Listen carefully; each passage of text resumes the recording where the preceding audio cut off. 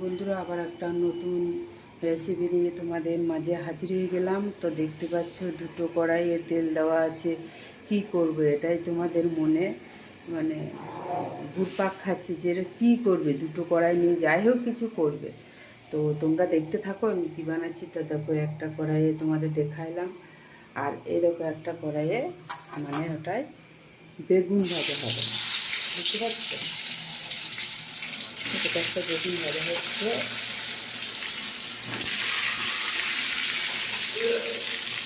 দেখতে পাচ্ছ, এটা বেগুন ভাজা হবে। তা এটাতে কী হবে, এটাও দেখো। দেখো এটাতে আমাদের ফুলকপি, দেখতে পাচ্ছ এটাতে ফুলকপি কাটা হচ্ছে।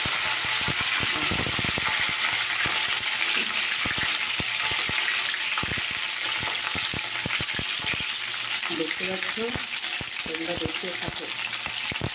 তো দেখো এখন এগুলো ভাজা হচ্ছে, দেখতে পাচ্ছ।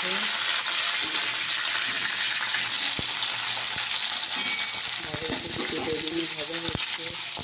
তো চলো আমি আলু কাটাকে দিয়ে দেবো, বেগুনি নেড়ে নেবো, বুঝেছো?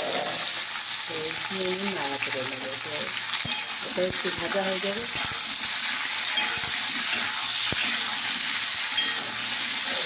পছন্দ দেখতে থাকো। এবার আমি বেগুনকে ওটা পছন্দ দেখতে থাকো। এখন সেরকমটা হয়নি তো, বুঝেছো বন্ধুরা? যাই হোক, যখন হয়নি বেগুনটা তো একটু হোক, তারপরে উল্টাবো।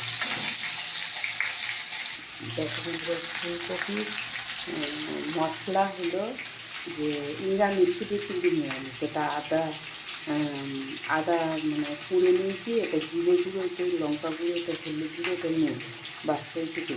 ঠিক আছে, এর বেশি আর আমি কিছু দিইনি। তো এবার একটু মধ্যে জল অ্যাড করবো। তো দেখো বন্ধুরা, ফুলকপি আলু ভাজা হয়ে গেছে। এখানে দেখো আমার তোমার 5 ফোড়ন তেজপাতা দেওয়া আছে। তো এখানে দেখো বেগুনও ভাজা হয়ে গেছে।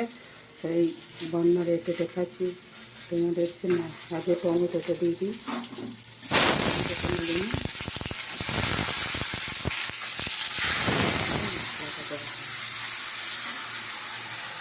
তো দেখো বন্ধুরা, বেগুনগুলো হয়ে গেছে। আর একটু দেখো দেখাচ্ছি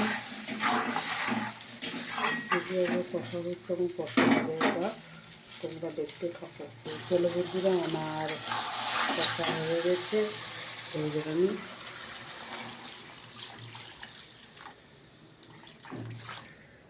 জল দিয়ে দিলাম।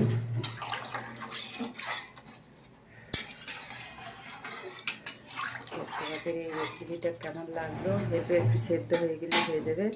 তোমাদের এই রেসিপিটা কেমন লাগলো অবশ্যই কমেন্ট করে জানাবে।